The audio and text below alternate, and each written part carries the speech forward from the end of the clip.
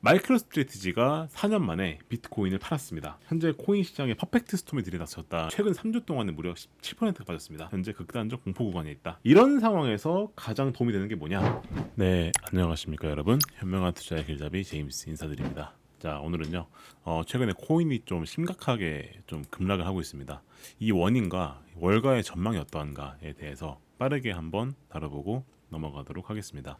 일단 현재 코인 시장에 퍼펙트 스톰이 들이닥쳤다라고 얘기를 해도 무방할 정도로 현재 코인 시장이 급락하고 있습니다.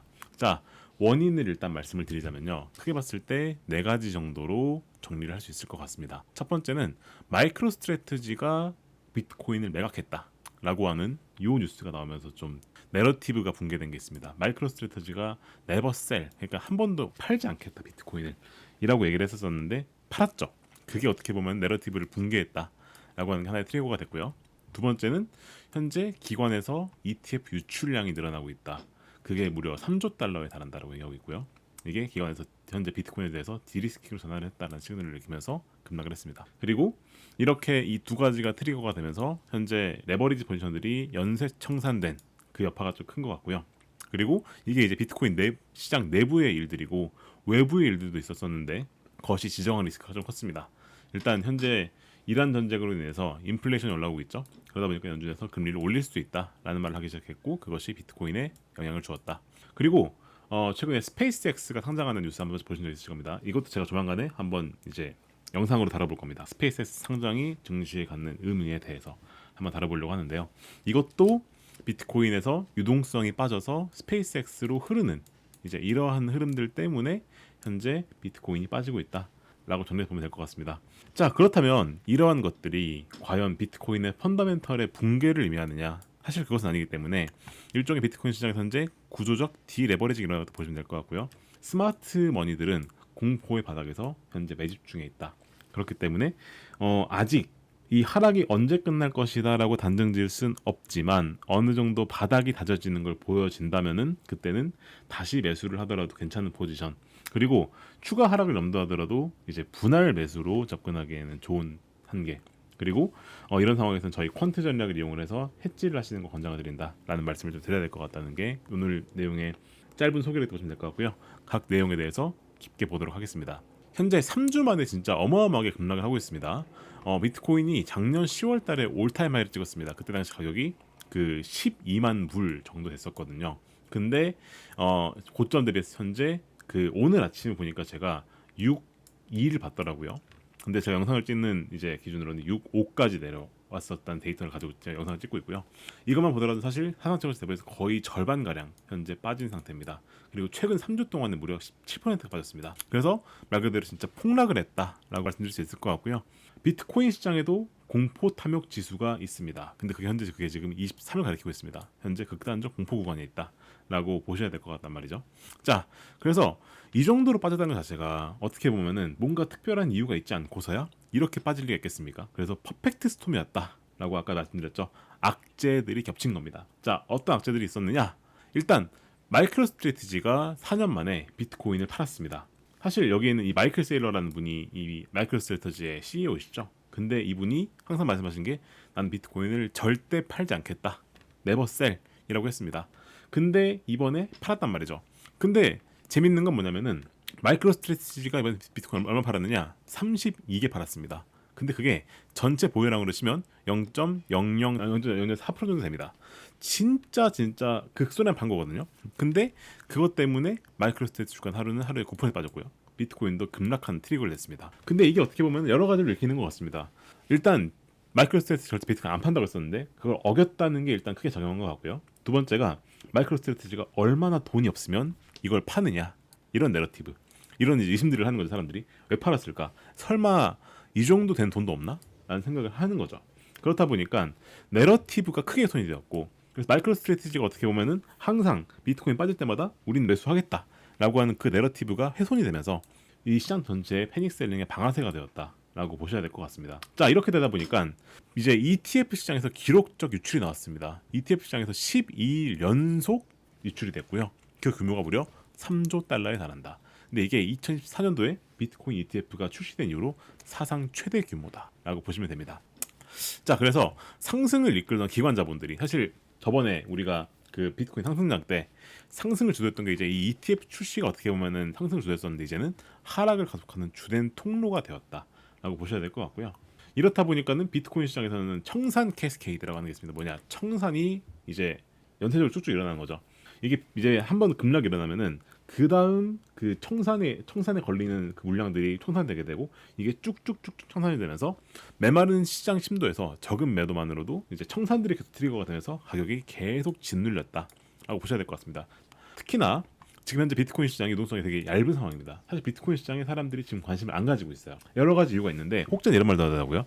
최근에 한국 주식이 너무 올라가지고 한국 주식의 변동성이 더 커지다 보니까 그런 뭔가 좀 리스크한 것들을 추구하는 사람들이 한국 주식을 많이 와서 비트코인은 이제 인기가 없다. 그러다 보니까 거래량이 되게 작았습니다.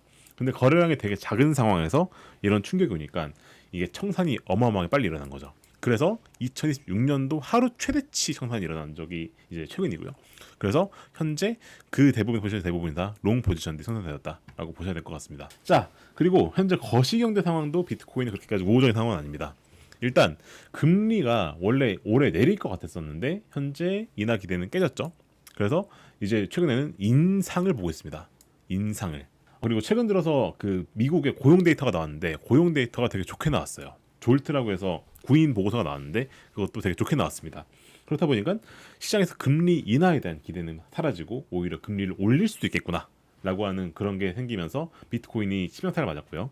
그리고 인플레이션도 현재 되게 끈적끈적한 상황이라 이건 이란 전쟁 때문에 그렇겠죠, 그죠? 그런 것 때문에 이제 이것도 유동성 위축 구매에서 당연하겠지만 비트코인이 가장 먼저 애도 폭격을 맞게 된 겁니다. 그래서 빠지게 된 거죠. 자, 그리고 현재 중동 리스크 여전합니다. 미국과 이스라엘과 이란의 분쟁 끝날 기미가 안 보이죠. 그렇다 보니까 현재 호르무즈가 열리지 않고 있고요. 원유값이 높은 상태가 유지가 되고 있습니다. 자, 이런 상황에서 당연하겠지만은 인플레가 그런 거 걱정이 될 거고 아까 말씀드렸던 것처럼 금리가 안 내려가겠죠. 그러다 보니까 이것 때문에 코인이 빠졌다라고 보셔야 될 것 같고 그리고 스페이스X가 조만간 상장한다는 얘기가 나오지 않습니까? 그렇게 되면은 이 스페이스X가 자금들을 흡수합니다. 그러니까 스페이스X가 IPO를 하니까 스페이스X 주식을 사려고 비트코인을 팔고 일로 옮기는 거죠.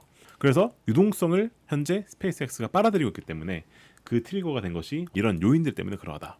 그래서 코인 밖에 있었던 거시적 이벤트들이 위험자산 심리를 냉각시키면서 연쇄 하락을 부추겼다라고 보셔야 될 것 같습니다. 자, 그러다 보니까 지금 현재 온체인 데이터를 보게 되면은 명백한 투매 국면에 들어갔다라고 보셔야 됩니다. 이제 장기 보유자라고 하는 사람들이 있습니다. 비트코인을 되게 오랫동안 보유한 사람들. 이제 이런 사람들도 최근 들어 팔기 시작했어요. 약간씩 팔기 시작했습니다. 그러다 보니까 실질적으로 봤었을 때 약세 후기가 진행되는 것은 이런 장기 보유자조차 손실을 보기 시작한 시점을 우리는 약세장이라 부르거든요. 실질적으로 이제 그 국면에 들어갔다. 그래서 약세장 후기에 나오는 전형적인 투매 국면이 현재 나오기 시작했다라고 보셔야 되는 게 이제 이번 사이클에서 나타난 그런 부분들이다라고 보셔야 될 것 같습니다. 자, 그래서 기술적으로 보게 되면 현재 엄청나게 공포 상태에 있습니다. 모든 이동평균선이 지금 역배열로 들어갔고요. 나스닥 같은 가성도 마이너스 돌아섰습니다. 근데 현재 지금 과매도 상태에 있습니다. 과매도 상태에 있어요. 특히나 RSI 기준을 보게 되었을 때 RSI는 현재 지금 21이거든요. 정말 과매도 된 겁니다.